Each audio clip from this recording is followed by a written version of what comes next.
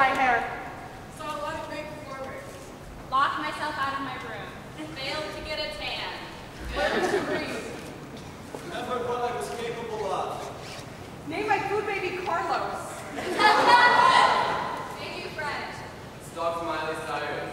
Wore stripper heels every single night. Then I had way too much caffeine. Found this great camera outside in a van.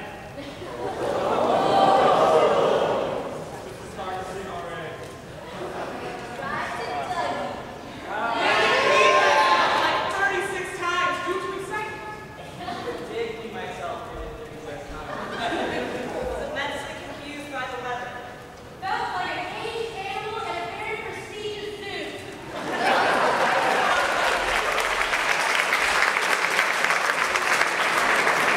Reading from her nonfiction, Emily Patinos.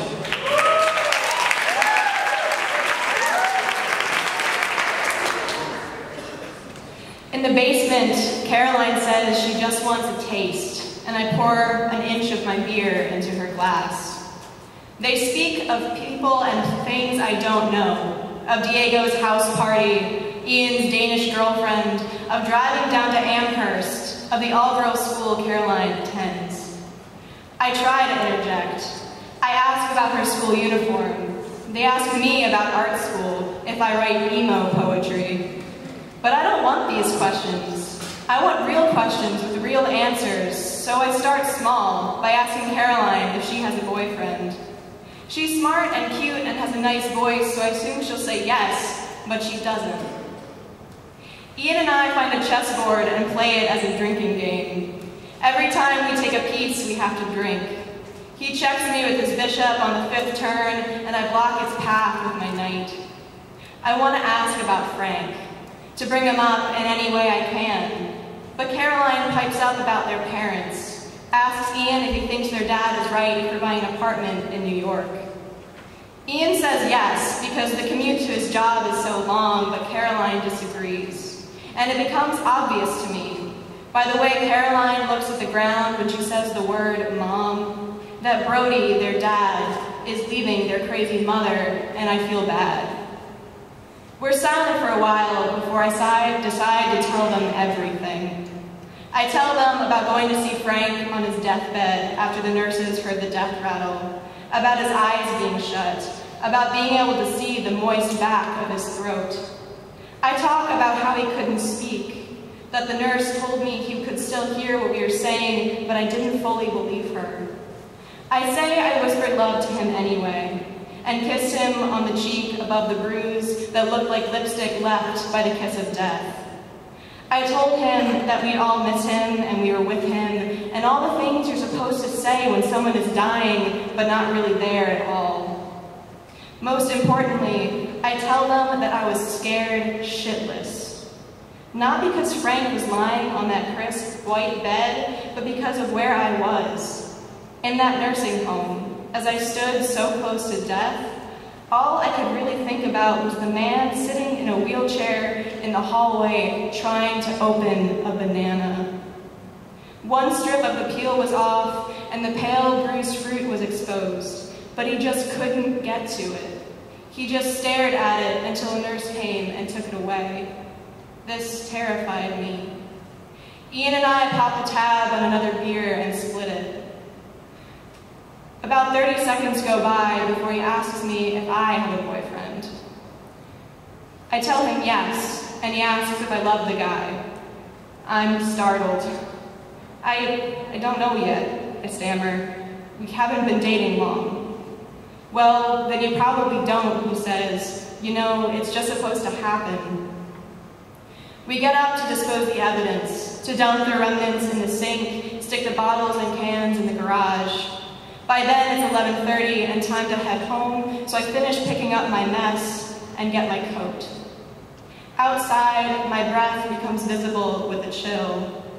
I don't know if it'll snow again tonight, in that ominous, empty way snow falls in September, but I predict that we'll meet again, that we'll remember coming to this house and drinking beer and talking briefly about love in a basement.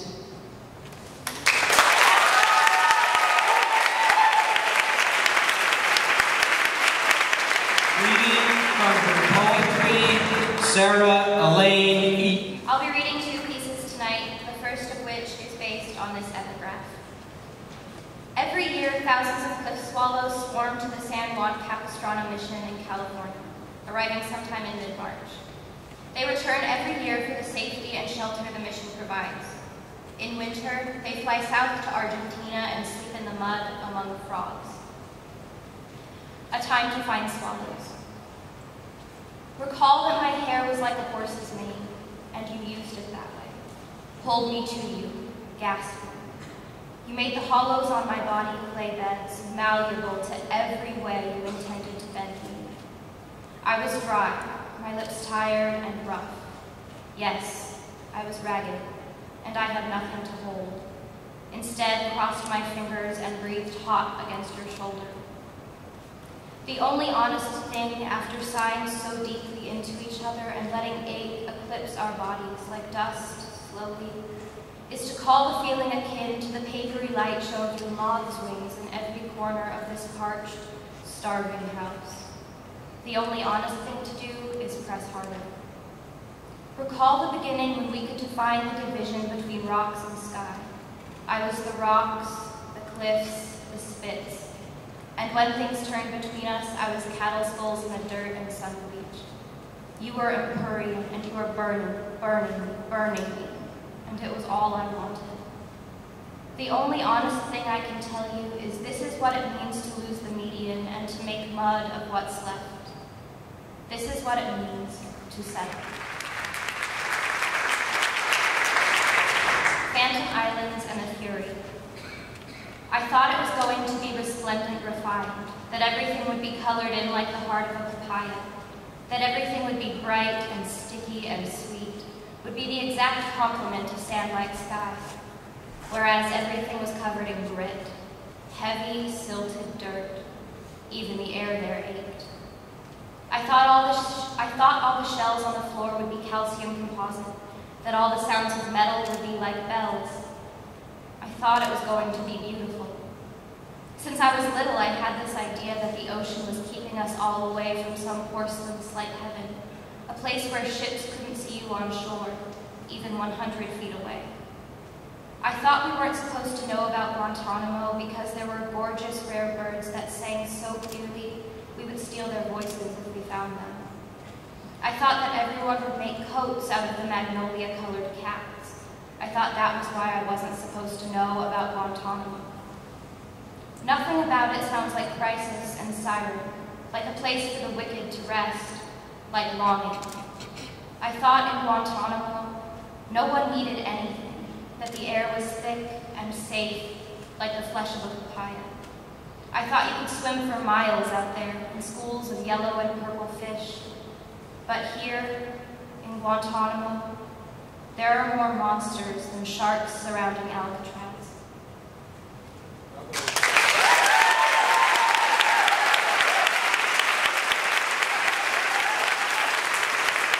Reading from her short story, Shanae Icaro. The night after Meredith left us, a smoky night when the fog hung thick against the pavement and darkness pooled around the streetlights, James shot and killed his father. They said it was an accident. He meant to get him in the shoulder, but his aim was never very good. He missed by a couple of inches, shooting him in his chest. Sometimes, I think about what he might have felt in those few moments after he realized what he did. If it was anything like the movies, blood would bloom on his father's shirt like a rose as he staggered backwards, whispering scripted last words like, "I've always loved you," or "Don't tell your mother." And James would drop to his knees and cry over the body until one of the neighbors called the police. The last time I remember seeing James was about a week before the incident, when he went out to the woods and I watched him smoke. He took long drags, holding it in for a few seconds and then exhaling through his nose. The smoke wrapped around him like a ghost. I wanted to talk to him, but I knew he wouldn't listen. Back then, people never really listened to me when I spoke. The local news stations leapt on our town for a couple of days, and the news trickled up to 30-second segments on National Public Radio and CNN. I watched the report with my father, and we stared at the screen long after it had finished, the blue light of the television flickering off of our faces, until my father tipped the last of his beer into his mouth and got up from the couch to get his coat. He'd been going out every night since Meredith left. It made me think of Meredith. She collected people's last words and wrote them in a moleskin notebook she kept in her dresser. She only recorded the words, not who said them. Sometimes when she left it on the kitchen table, I'd skim through the thin pages and memorize the ones I liked. From her entire collection, my favorite quote was, "I must go in, the fog is rising." I tried asking her who said it once when we were alone at breakfast, but she just looked down into her coffee and sort of leaned into it, curving her body around the mug. The steam made the baby hairs on her forehead curl up. "It doesn't matter," she said, circling the room with her mug with her fingertip. "They're dead."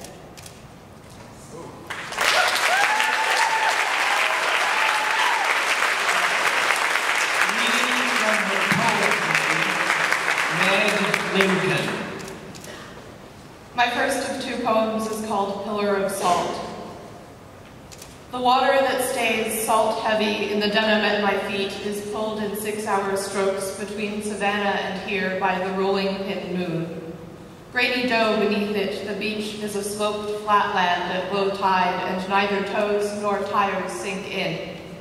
My brother and I grit on our glasses, pedal hard against a prickling wind down this granulated pavement. In pieces, tiny tooth-white shells are our gravel, and concealed crabs spit from under sand chimneys. August, though, sends us larger invertebrates in blooms. Cooked all season as the sea warms, jellyfish are served up here by the waves pulling back to Savannah. Dustings of sand season their full umbrella tops, their curtains of tentacles tossed, for gulls and the sun to consume. When they are beached, they're left in craters, dish-like and smooth, where sand before them was sucked back. My brother coasts straight-kneed ahead of me, right over them.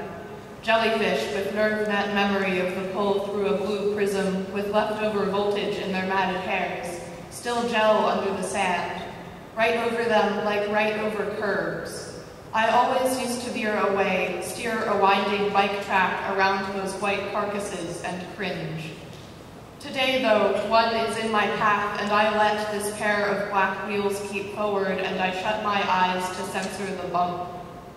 I don't twist backwards when I'm past the crater on Street Flat Beach again.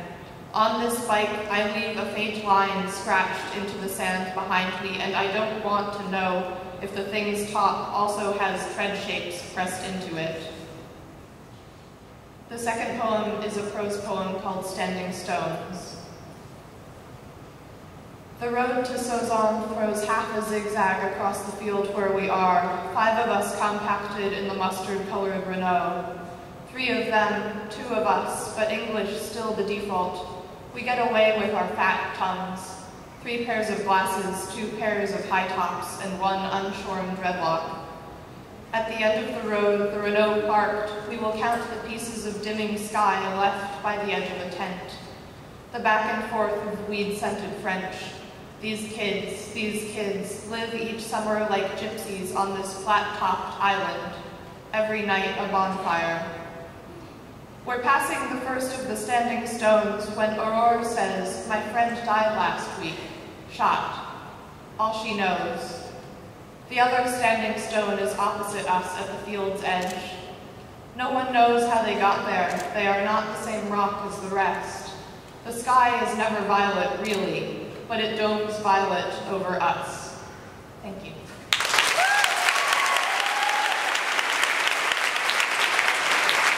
Reading from her nonfiction, Tori Sharp. Judy is my favorite hoarder. She was on a BBC special about compulsive hoarding, and she reminds me of my grandmother.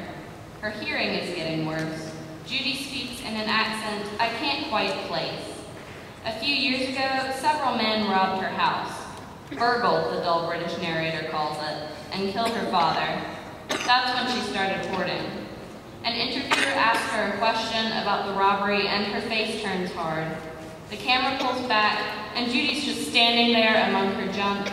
She looked so small, and if she were my grandmother, I'd hug her. What I love about Judy is that everything in her home has a place, even though you'd never know it. She points at a pile of papers 2 feet high on her desk. This is where I keep my greeting cards. She waves at a set of shelves that looks as if it will break under the weight of all it holds. That's where Judy keeps her books. She challenges anyone that denies she has some system of organization. Yes, this is exactly why I love her. After all that's happened to Judy, I like the thought that at least one thing in her life has order. I never realized I was lonely when I was 13 until after I wasn't anymore. Even when I scooted up next to a group of girls in the lunchroom and they ignored me. Even when my mother stayed out late with her boyfriend. Even when my dad passed out on the creepy bed in his room. I knew I was sad, sometimes angry, but I never would have called myself lonely. I was too busy trying to survive being 13 to put a name to whatever I felt. I started collecting gum wrappers out of boredom, but I think I kept at it just to have something to depend on. I had different friends, or a lack thereof, every week. My mother and her boyfriend broke up and got back together, but there were always gum wrappers. Collecting is not like life. The therapist arrives at Judy's house for her weekly appointment on a Thursday, but the day I watch the show is a Tuesday. The therapist is rather famous, the narrator informs me. I don't trust her. Judy has been in therapy for a year and has since managed to throw 6 or 7 different objects away. The therapist looks like a Jerry, but his name is Harold. Harold, the therapist, picks up a picture frame from Judy's picture frame pile. Would you be comfortable getting rid of this, he asks. This is a stupid question. Judy looks at the frame as if appraising the value, then shakes her head. Maybe one day, but not today, she says. Judy is in a bad mood and doesn't feel like making progress. I know I'm supposed to be disappointed, but I want to laugh at Harold. I want to cheer for Judy. She's the recovering addict, and I'm the enabler. Thank you.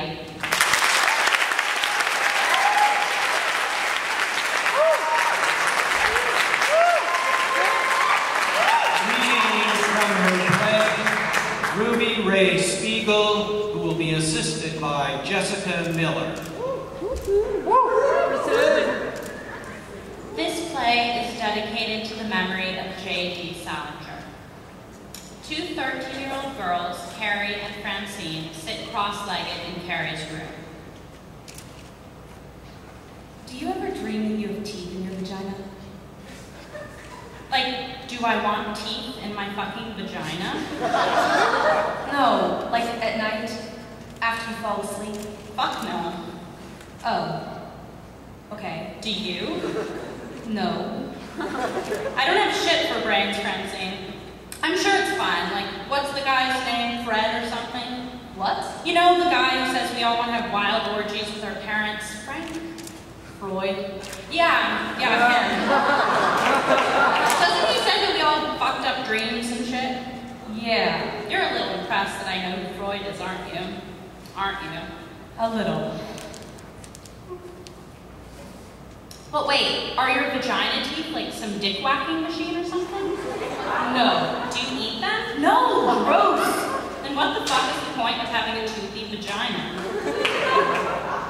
I'm at the dentist. What? I'm at the dentist in the dream. But like a vagina dentist. Holy fuck, that's fucked up. I have my legs spread and the dentist is filling in a cavity. Is it Dr. Fangelbaum? Yes. And she's putting in rubber bands. Your vagina has braces? Yes! Fuck, my vagina is so fucking boring compared to yours. I don't know. Sometimes it makes me sad. Why, does Dr. Fangelbaum rape you? No, fucktard. I just fucked up. So why does it make you sad? I don't know. You know how things just make you sad sometimes? My mom calls vaginas fish tacos. Like she's afraid of saying the word vagina. Fish tacos? Yeah, and when she asks me if I have my period, she says, have you got some ketchup on your fish taco? Oh, gross. Wait, so nothing else happens in your dream? No. I just have to wash my vagina out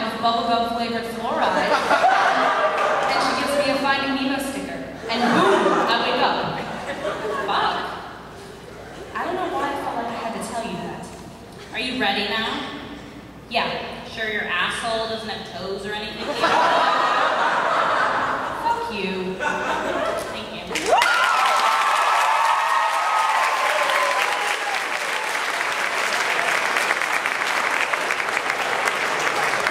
Reading from his short story, Samuel Teeter. The boy leaned back, as he often did when there was nothing else to do, and let his eyes drift aimlessly across the classroom, taking in the familiar sight of moving pencils. Every student wrote differently, he noticed, some in quick, erratic spurts of frenzied scratching, others in a slow and constant stream of loops and swirls. In fact, there was only one other student, he noticed, who wasn't writing at all, a moderately pretty Hispanic girl whose name he didn't know or couldn't remember. He thought of ways to ask her, jokes to tell. Sorry, I've probably asked you before and forgotten that too. And as he thought, he turned back towards the front of the class and moved his lips silently, sounding out their imagined conversation from beginning to end. He was just revising his final quip when Mrs. Walter cleared her throat loudly, and his carefully orchestrated small talk fled from his memory like a startled deer. The boy looked over to Mrs. Walter's desk in the far corner and saw that she was, predictably, trying to scare him with what she probably thought was a cold and stony gaze. Sitting behind her desk, Mrs. Walter struggled to suppress a chuckle as the boy surfaced from the lyrics of his rock song and found himself helplessly transfixed by her cold and stony gaze. I don't suppose you would mind telling us the definition of that last vocabulary word, would you, Mr. Butler? Quickly, the boy weighed his options, then took a gamble. Not at all, he replied cheerfully. What was the last vocabulary word? As he had hoped, the nobly suppressed chuckling of the class now erupted into undisguised laughter. Mrs. Walter, who knew better than to take on the entire class at once, waited for it to subside, then rose like a breaching whale from her desk and strode majestically to the center of the room. Very funny, Mr. Butler. Very funny indeed.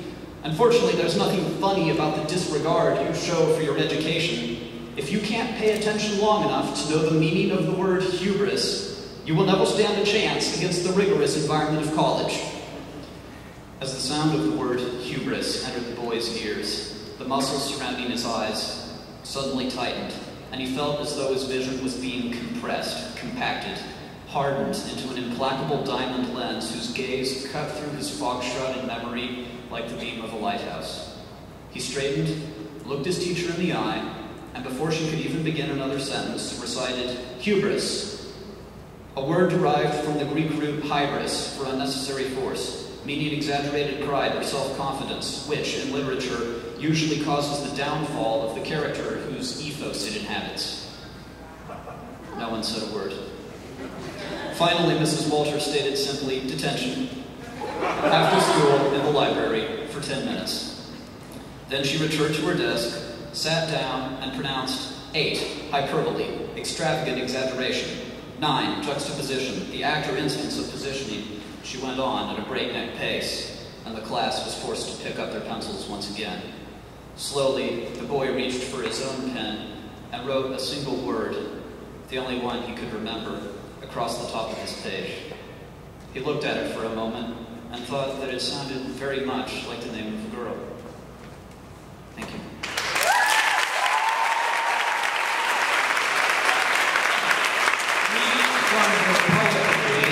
Felipa Iwanu. I'm going to be reading 2 poems. In the village. My grandmother walks to the driest fields and gathers flowers, the same every year for Easter. Long weeds make whispery scratches against her brown feet on brown dirt.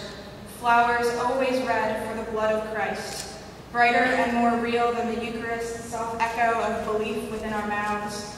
She boils them in the blackened copper kettles that dangle about the smoky kitchen until thick foam collects on the top.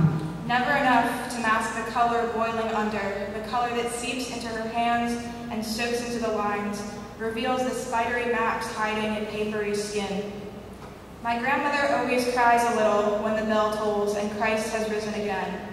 She does not tire of the same songs and prayers each year. We'll walk home in the night that's thin and clean, her hands still tinged red. She has lived here as long as she has lived at all, and never doubted God. The village has a current of belief that runs through it, parallel perhaps to the smearing of stars hanging in the dusky bruised night, roads all the way to the furthest, deepest horizon. In the village they've hung lanterns, full round and glistening like oranges, heavy and ripe for every person who's died that year, every person who's gone somewhere where the Eucharist is more than just the taste of old symbols on a young tongue.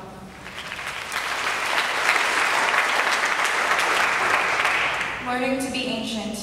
100 years ago, she forgot how to age, forgot even the things we know without knowing, and don't forget the sound that babies make when trying to laugh, the feel of rough and crackling elbow skin, the taste of acrid dirt, how to hear and how to chew, things I thought were swallowed by her mind, gifts that couldn't be given back. Each year I grow sharper, and soon I will be all edges, as she loses the shine of her surfaces, dully consumes the light. I want to file myself to a point of dizzying sharpness so her mind might wield me like a spear. She is too busy remembering how to breathe, forgetting and being reminded how the earth pushes back against her feet with a soft regularity so constant it makes her sick. Thank you. Reading from her novel, Rachel Clifford. It is Sunday, and I am heating a frozen waffle, and my mother is making coffee. She aches with weariness as she makes her brew. It is such a contrast to how she used to be on Sunday mornings. Maneuver around the house like life was a dance, still glowing and smelling faintly of pears and roses and vanilla from the night before. She used to like her Saturday evenings filled with mariachi music and a fine man and even finer wine. I am thinking of one night centuries ago when I came in from swimming in the pond. She was up on the kitchen counter, a boyfriend pressed against her, moving his mouth over her ear. Her head was tipped back, laughing. They saw me and I froze, a glacier of a trespasser. He watched me and she watched him. Saw the way his eyes traveled over my hair, my damp blouse, my bare feet. She turned into a lioness before anyone could blink, was off the counter and across the kitchen and in front of me, solid and protective. I leaned into her. When was the last time we actually touched? As she told the man what a perv he was, staring at her daughter like that, told him to leave me now. I let myself against the warmth of her back, just barely, and wondered where this mother had been my whole life. No more men after that. I didn't miss them, but I missed the way she was when she had them, all this light in her, happy. Even when she sent them away in the morning, she'd be smiling and singing all day. I had no role in her happiness, of course, but I drank it in any way, swallowed it the way she swallowed her strawberry wine. And when it went away, she eases into a chair now, rubs at her temples, and sips slowly. She wears her face so tightly these days. Why don't you date anymore? There are 1,000 things I want to know about my mother. Sometimes I slip and actually ask her. She looks at me, a little amused. I don't, do I? Because of you, she says without saying. It is always me, but she isn't resentful. She sounds only like someone who keeps losing things and doesn't know how to stop. She folds her hands and tilts her head a little and doesn't say anything else. Instead, looks out the window and seems sad about something far away. Reading from her nonfiction, Emmy Neatfeld. From Scrambled Eggs. As a child, I knew, theoretically, that girls had girl parts and boys had boy parts. I also knew from Christian kindergarten that thou shalt not commit adultery, but I wasn't sure what adultery meant, so I was always afraid I would accidentally commit it. My mother explained sex to me in front of Leave It to Beaver. She drew me a diagram of chromosomes and gametes. Sperm cells are tiny, and they don't contain any mitochondrial DNA, she said. The strength of the egg compared to the slithering sperm was clear. The Y chromosome doesn't carry much at all. More girls are born, but more boys are conceived. The boys all die off in utero, she said. I pity boys. Their testosterone-severed corpus callosum made mental math excruciating, and their Y chromosomes made reading Herculean. I adored my father, but knew he had to compensate. I obeyed him when he said I couldn't wear nail polish because it was too sexy, and I believed him when he said the Girl Scouts were filled with lesbians. More than I was missing out on my girlhood, he was missing out just by being a man. When I was in 4th grade, on my way home from school to watch ER, he told me, I'm changing my name to Teresa. His thin, blonde hair hung down to his shoulders, and nubs of breasts stuck out from his shirt because he was so fat. I was thinking about changing it to Terry, but I thought I'd just be direct. Oh, that's cool, I said. People tried to help me figure out the situation. My neighbor taped the Oprah episode about transsexuals and left the VHS on my doorstep.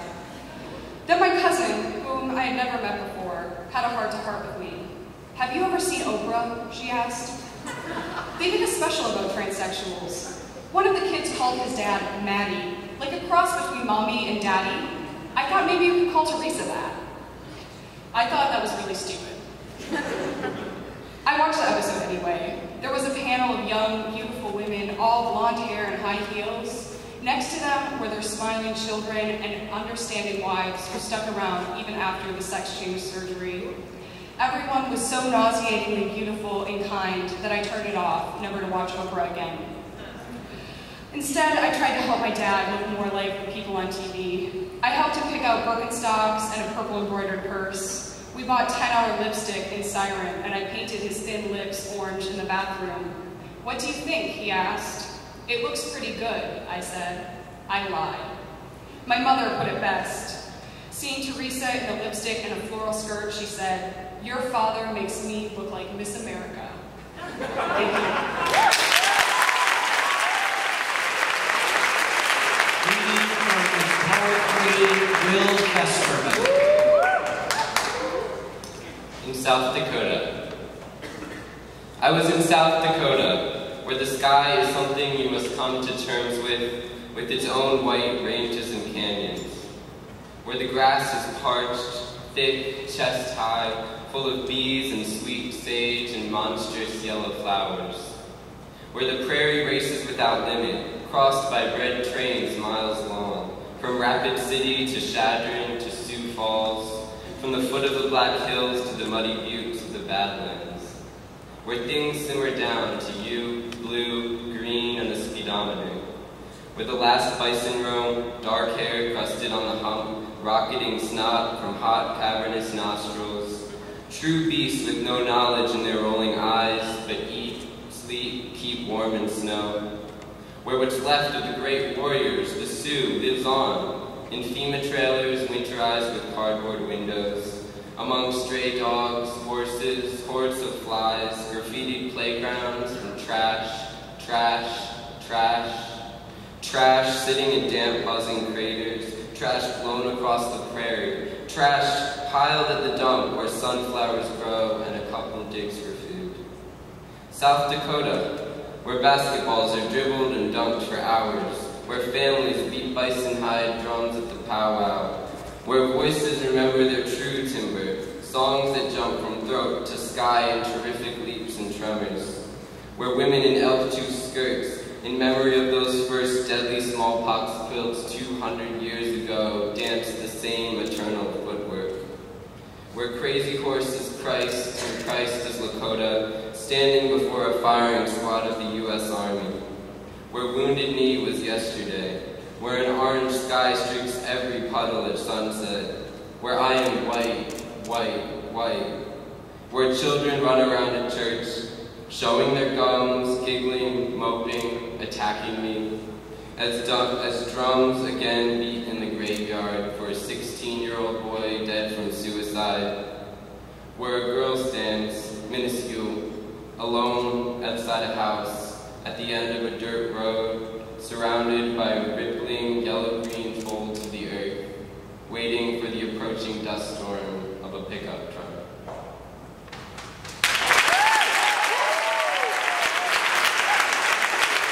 Reading from the short story, Cameron Page Langford. The next and most mornings after that night. My mom made me coffee before she left for work.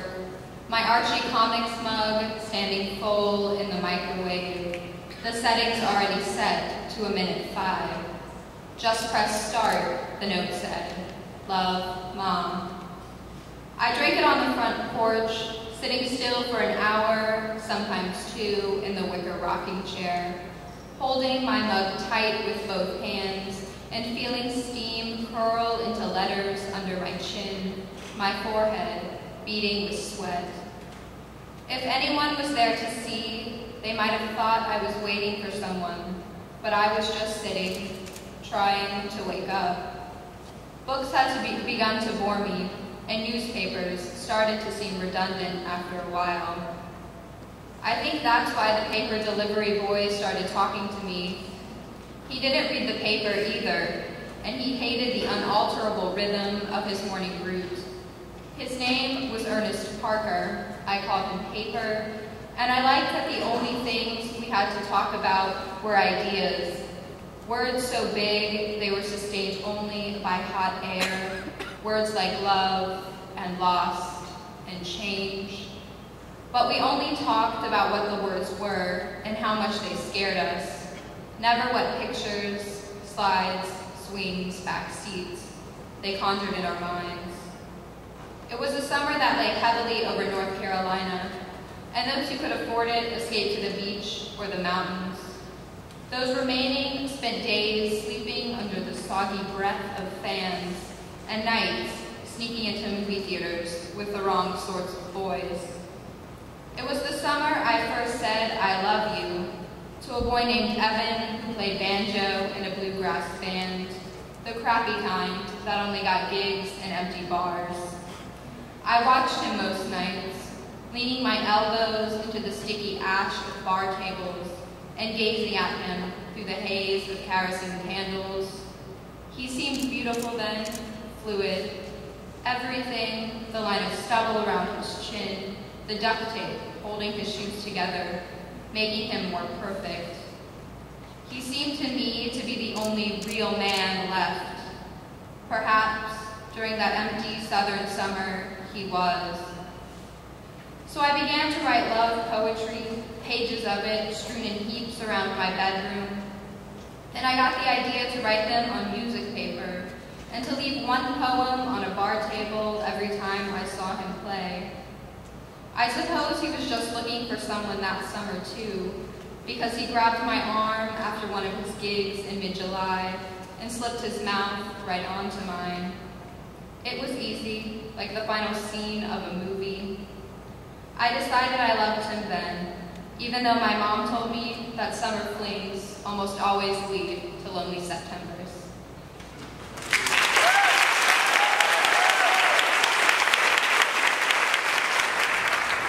Reading from her poetry, Nico Gendron. So I'll be reading 2 poems. The first is A Second Mother, dedicated to LD. A woman was barefoot in her garden, and birds cried on the rooftop. She had just bathed her hands when she reached out to touch them, and could see, just like I could, the 2 youngest on the edge, struggling like a kite in a tree. She wore a cross and made me think of things teaching themselves to grow, like someone saving pennies for good luck and tucking children in to whisper, call them angels in the dark. Play girl, play life. Who am I is a stupid question for the girls who give favors under the money veil, a vested in daylight. We are power. I don't associate myself with we, the general's broken rods. I fucked Philip Markov. He didn't kill me, but I burned his money, balconet ghost by the Eiffel Tower. I read the newspaper for once. And after our dirty purity, Sarah Palin ruining America makes me spit. Eleanor Chance in my cigarette smoke. No one can make you feel inferior without your consent. I chew my pinky promise. Who said I keep promises? I dare mirrors, my reflection vanishing. Fingernails black, I bathe in real gold. Keep my hair short, don't play with money. Hear the clink of treasure in my piggy bank when I knock. In the end, we'll put our hands between porcelain legs, tempt the night, and pray to Eleanor. No one I've ever loved has died.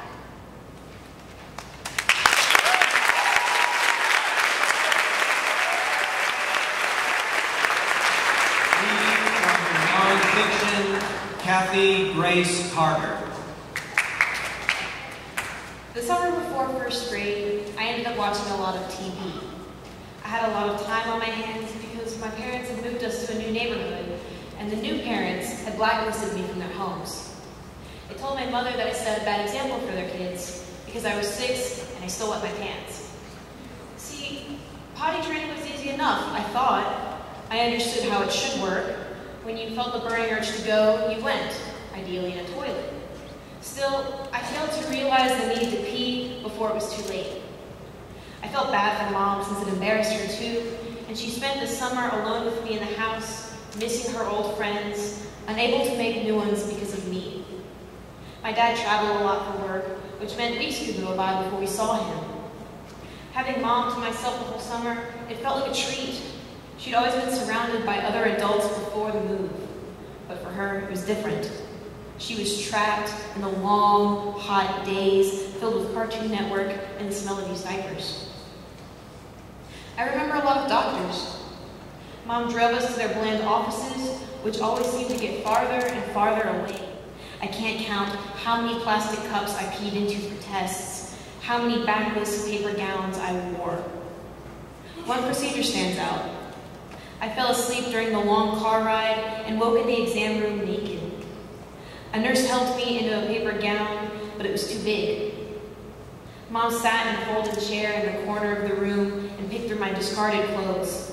I watched my soaked underwear dangle from her fingertips, and on her way out, she dropped them into a garbage bin. The nurse laid me on a gurney and wheeled me out into the hallway, and she left me in the procedure room. I fell asleep again on the gurney, waiting for the doctor. I don't remember his face, but rather how he said, "This'll hurt a little." I felt a stabbing between my legs. The nurse returned, standing by my head. She squeezed my hand through a latex glove, and the doctor, I don't remember his name either, flipped a large switch on the monitor beside the bed, as the nurse helped me to sit up. A grainy black and white image, like a raisin, filled the screen. "It's your bladder," they told me. The nurse brought me a paper cup full of grape juice. The doctor told me it contained a dye that would make my bladder show up better on the screen. As I drank, we watched the raisins swell and darken. The doctor scribbled notes on a clipboard, murmuring as he studied the screen and watched the catheter for escaping urine. The nurse brought me a pink bedpan and set it in a metal tray beneath the gurney. And then I felt it, that urge to go, and then a release. The doctor tapped the screen with his thick, fat finger. The walls of my bladder drew together like a curtain that was closing. "Watch it," he said, "like a balloon." Thank you.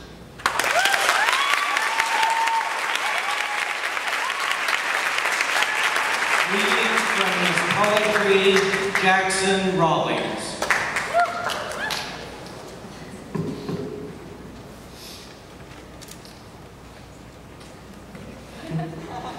Drive like your mother, because nobody else can do it. Nobody else can get you to a rattlesnake roundup or a county fair out in the swampland all the way from Sandfly as fast as she can, with 7 girl cousins always trailing behind in 7 white dresses.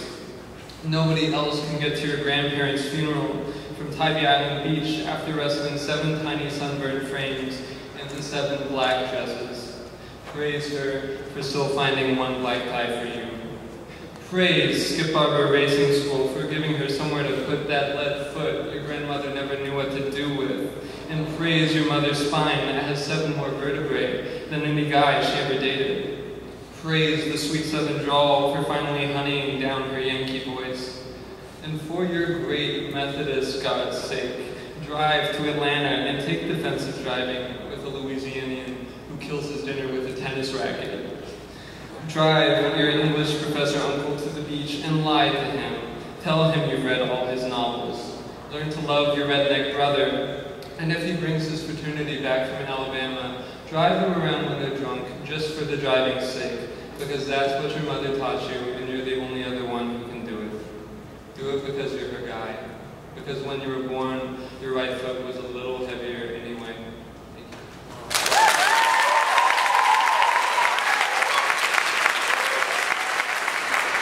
Reading from his play, Vic Shanti, with the assistance of Nathan Robinson. Thank you. Thank you. All right. My name is Vic. I'm Nathan. And in this scene, Jude, a producer, and Lionel, a director, are pitching an adaptation of the Bible as a sitcom called Leave Room for Jesus. Well, it is Mr. Lafayette himself. You're looking very full of chutzpah today. Or should I say, oi? I don't know if you've noticed, but I've been boning up on my Hebrew as of late. Just by personality, I guess. Thirsty for knowledge. Well, that's just fantastic. Okay, so I'm thinking of the greatest shows in history. What exactly made them so great? And I kept them back to the same conclusion everywhere I turned. Joni Loves Chachi had it. Hawaii Five-0 had it. BJ the Bear had it in spades. Mr. St. Regis, are you aware of the key element to any blockbuster show? Well, I'd like to think it's a clear directorial style. But on the theme song! Oh, what? Oh yeah, the theme song. You need nothing when you have a stellar opening jam. Look at Three's Company, most profitable show on ABC. They literally never employed a single writer. All they did was cash in and churn out spin-off after spin-off. If Leave Room for Jesus had a catchy tune, there's no telling how little actual work it could become #1 down at the network. Very well, Judas. You've got my easily lost attention. Do you have a demo prepared? I'll do you one better. Now, Lionel, bear with me. When I wrote this, the labelless pills I gave myself had just about set in, so this may be along that line. I don't know. What I think I'm saying is part of the fun is in the spontaneity, so feel free to join at any time, okay? He's upright and holy. He's gonna save your soul. He's a mighty teenage savior for you and me. Nothing? Nothing. Now a rolling stone gathers no moss, so he jumped right up on the cross. Come on, Lionel, sing it with me. Here's an easy one. He does what any good Messiah can. Oh, just please, his old man. Hey, big guy, perfect. Keep it going. Come hang out with his virgin mom. As he converts pagans at the prom. Good, good. Obscure. Here, take the lead on this one. Okay, all right. Christians, they didn't love him too. But let's forget he was a Jew. Despite the acne on his face, he's gonna save the human race. He'll claim his work is fact, not fiction. Up till that darn crucifixion. Too soon? You think? End it together? Shall we? So join Jesus Christ on his infinite quest to grab every demographic, even the Midwest. He's a wacky teenage Jesus for you and me.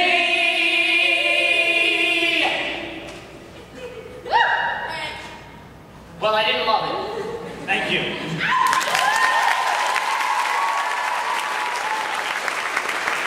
Reading from her poetry, Dalali Aibor. The forecast. I ask you if you believe in an alternate universe, and you say you don't know. We stare into glasses of beer, piss yellow. The end of the muggy day has made them foamless, impotent. There is a terrible jazz band playing tonight. The horns are off kilter, and the lead singer is an ass. There's no other way to put it. We sit in white plastic chairs in one of the red dust pits of a bar downtown, eat boiled peanuts and fried yam, fresh from the grease, too hot, so it leaves little off-white blisters on our fingertips. The city seems promiseless, the only way a city can seem, after you've already told someone how full of promise that city is. We are young, and there is a sour paste of peanuts and cheap beer between our teeth and settling thickly onto our tongues. The sky is heavy in a way that predicts torrential rains or great love. Surely we should be happier than this. But we are what we have always been, waiting for something cataclysmic, waiting for whatever this way comes. And when nothing does, we talk instead.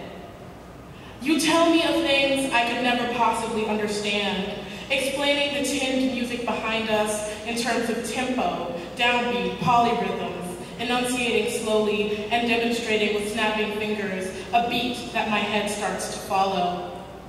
It reminds me of when my father used to talk me to sleep. He would tell me things that he never dared during the day, keeping his voice low and soft, speaking tightly of his childhood, 18 years of collective memories that I had never wondered about, never asked for. When I woke, I would have only tatters of the night before, images of shirts stained with the leftovers of fat morsels of fried plantain. There were names, Collins, Tom, Billy, boys who he played soccer with. And although I've never been sure, I think one of them was a retarded brother, my father's brother who ran away from home, but I never had the courage to ask. I was afraid of losing that moment right before sleep when I realized that my father was no longer speaking English, but had slipped back into Ewe, that he was no longer talking to me, but to himself, and that either I was crying or he was. It was hard to tell. I hope that in the alternate universe, things are clearer, and maybe that's why I asked the question, to pinpoint the identity of the well-meaning boy who slurred all his words, couldn't stop the drool leaking from the left side of his cracked mouth. I don't say any of this to you, only repeat my question, and you repeat your answer, and we sit there. Your explanations of the music lulling me to sleep, as we wait for the moon to crash down, or the beer to kick in, or simply for a sign that something is coming our way. Thank you.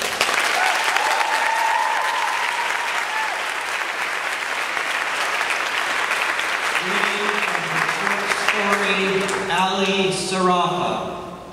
Stolen, for DB and DB. He doesn't mean to hurt anyone, just as no one meant to hurt him, but it happens all the same. Images of blood and desert, a father driving away, broken beer bottles. It's all easier to handle with no one and nowhere to come home to. His philosophy on life is that we all stumble around and around until we get tired. He still stumbles, pockets full of wadded up cash from drums who tip big to hear a man yell words that make the women feel loved. Stumbles despite the exhausted ache you can hear in his voice, which I assume is from all the women he's loved and lost. Too scared to let things work out how he wants them to. Too scared he'll turn out like his father. Maybe the air and dust got caught in the shallow space of his throat from when he was a paratrooper for the 82nd Airborne. Or maybe it's still sore from the cackle he released upon walking out of the newsroom after being fired from his job as a weatherman the very first day. He says that my hometown is a place where people come to prowl in the stillness. I think his hometown is wherever he writes his next poem. He makes money from his throat, yelling words with a certainty that makes everyone else uncertain. But it is with his fingers that he creates love, with each word pressed with dangerous intentions onto paper. He shakes hands with the power of a wrestler, yet holds the charisma of cement when he's not reading poetry. It's the kind that makes people nervous, a twisted charisma, loaded with heavy eyes and leering purpose in every word that leaves his two rosy half-moon lips. I once heard a story about when he went into a brothel in Amsterdam, money in hand, ready to have an experience to write a poem about. But as soon as the woman grazed down the stairs to meet him, he left. He said her eyes were too sad. What I took from this story was not that he was trying to help her, but that he couldn't sleep with someone whose eyes matched his own. I knew a woman once who fell in love with him, but he couldn't fall back. He became a professional detacher. One girl from a bar in England, another from a hostel in a town he couldn't pronounce the name of, one with tattoos of dead movie stars on her arms, another who drag raced on the weekends. I listened to this woman's stories of him, always told with a sad smile. And between that and the pounds of poems he'd written and I'd read, I came to know him like an old friend. I didn't know at first that his strong handshake meant he had never left the war, or that when he yelled during a poem about his mother, he was yelling at his father. But I did know there was something that drew me to him. The first thing he ever said to me was, "Let them see your lightning." He'd known me for only a few minutes, but seemed to know me better than anyone. Thank you.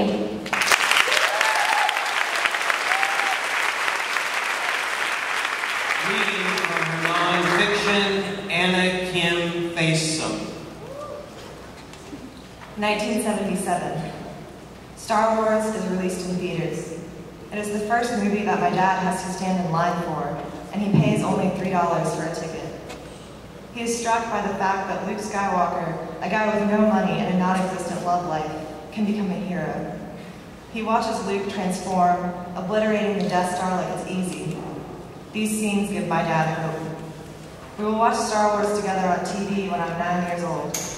I will be fascinated by the dirty quality of space and will want to wield a hairdryer-sized gun like Princess Leia does. In the mirror, I will wind my hair into asymmetrical buns on both sides of my head and fasten them with plastic Hello Kitty hair clips. I'll squint at my reflection through round pink glasses. Having both nursed childhood dreams of becoming fighter pilots, my dad and I will lament the mutual failures of our eyes as we watch Luke slide into the cockpit of his X-Wing fighter as if he'd always known how. We know that in a galaxy far, far away, no one is nearsighted. 1990. The Hubble Space Telescope is carried into orbit, capable of viewing the visible and ultraviolet parts of the spectrum. My dad watches the news coverage, the astonishing photos released by the press. He can't comprehend that space contains so much color. When I am 14, I will spend hours viewing and cataloging photos taken by the Hubble. I will be fascinated by the neon bursts and swirling pearls of gas and will want to spend my life at an observatory. Upon further investigation, I will learn that over time, the telescope will suffer from orbital decay. If not assisted, the Hubble will stray back into Earth's atmosphere between 2019 and 2032, which will destroy many of its parts. My dad will also have decayed by then into his 60s and 70s. Drag will cause him to succumb to gravity. 2004. I'm in bed around 11 p.m. when I hear a rain of gravel against my glass balcony door. For a fleeting second, I entertain notions of the shaggy-haired boys in movies who are forever throwing rocks at girls' windows to get them to come outside. I pull aside the curtain of my balcony door. It's my dad. He's standing on our front lawn.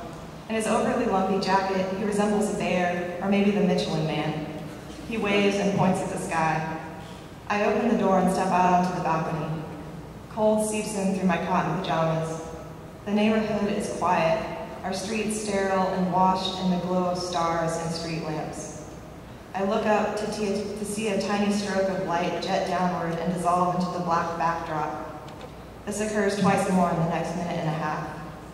My dad tells me that I am watching a meteor shower. Most meteors are too small to penetrate the atmosphere, he says, but the ones that do are worth it. We stand silently in our respective places and watch pieces of the sky fall above us. Thank you. Reading from his short story, Kevin Hong.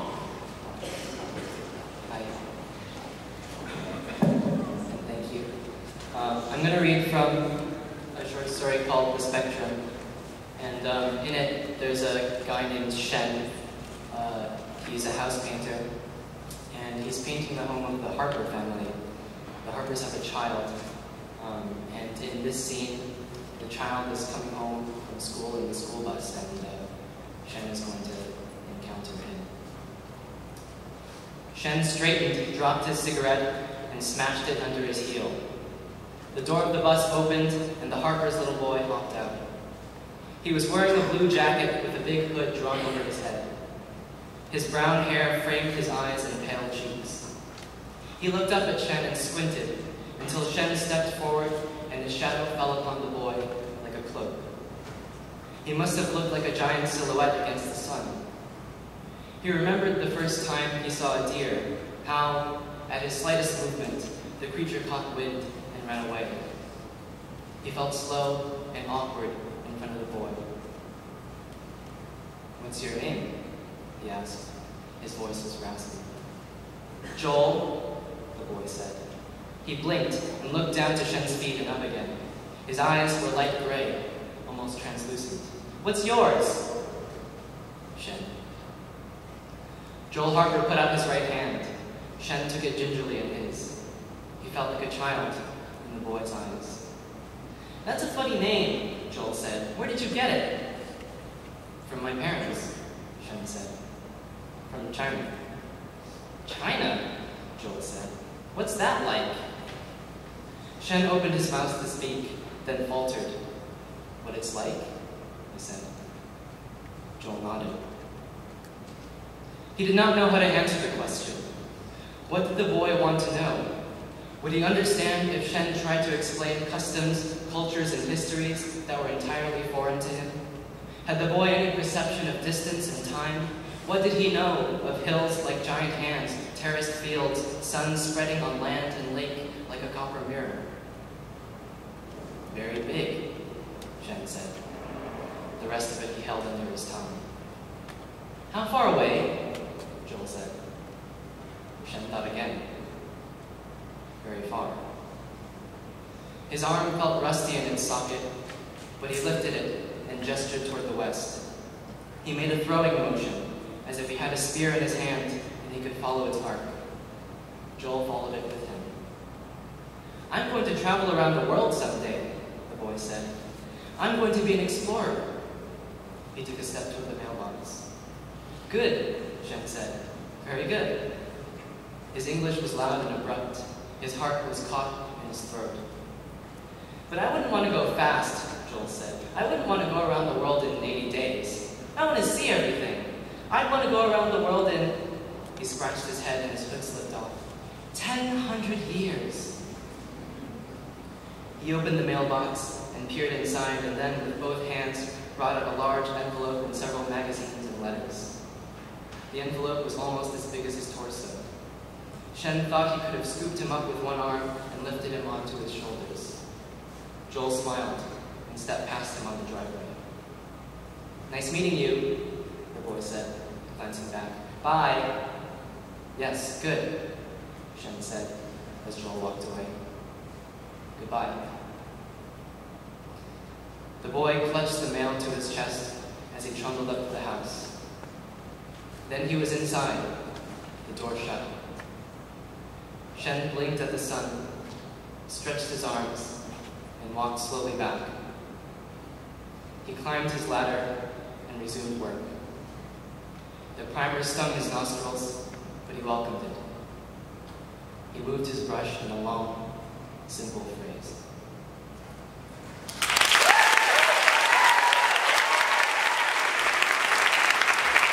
Reading from her poetry, Victoria Newton Ford. Our city undressing. I'm thinking about my last visit to Memphis.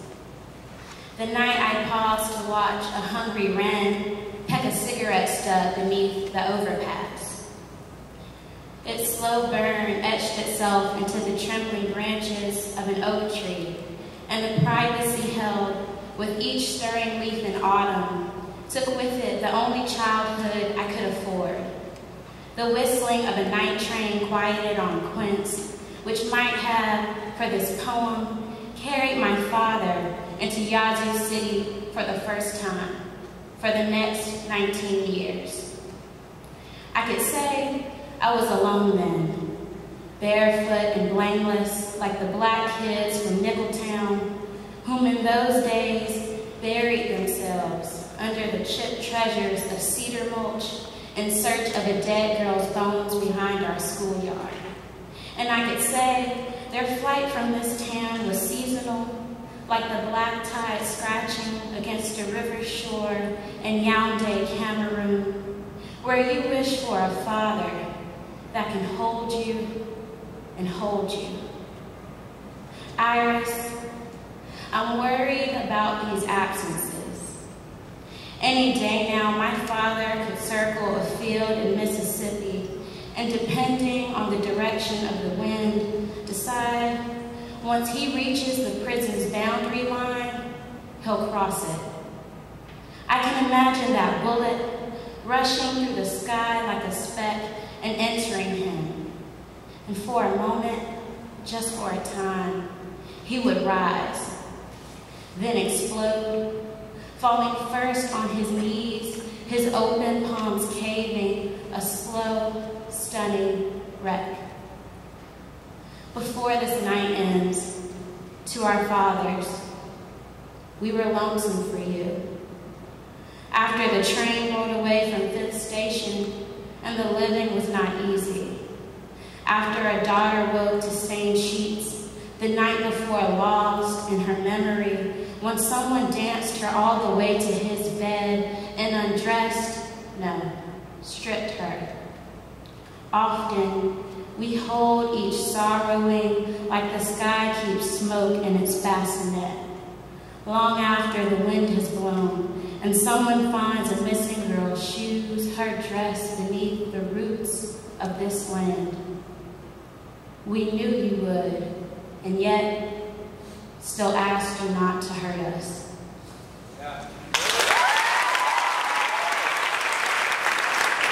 Reading from nonfiction, Amber Holloway.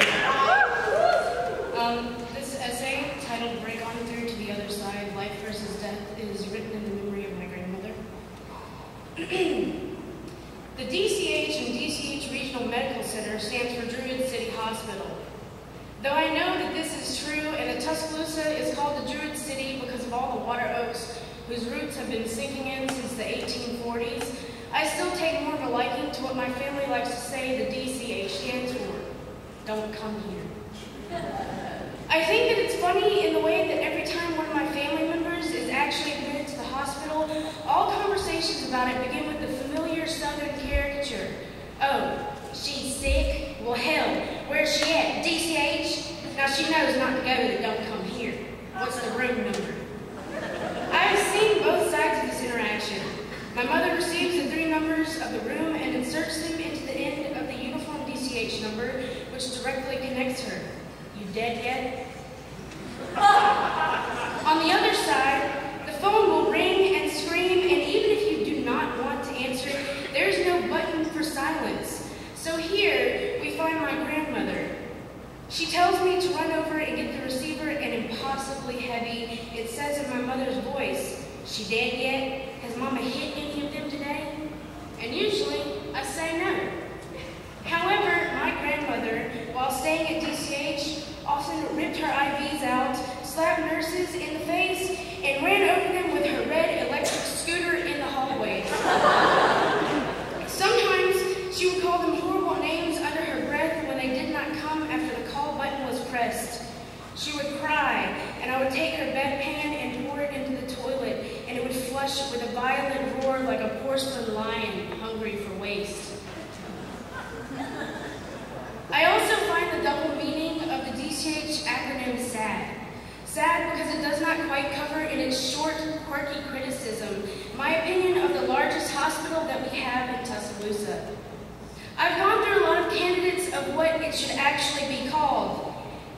DCH, OD, AAJ, WDK, WTD, standing for Don't Come Here. Our doctors are heartless assholes who don't know what they're doing. DCH, ONHSAA, SLD, ACA, YLO, standing for Don't Come Here. Our nurses have shitty attitudes about saving lives and don't actually care about your loved ones. DCH, NMESBTHAKPA, standing for Don't Come Here. No medical establishment should be this horrible at keeping people alive. The best candidate, however, seems to be DCH, BWY, GB, HH, TLD, YSG, YWW, TT, FIS, WGA, SIA, DJ, WY,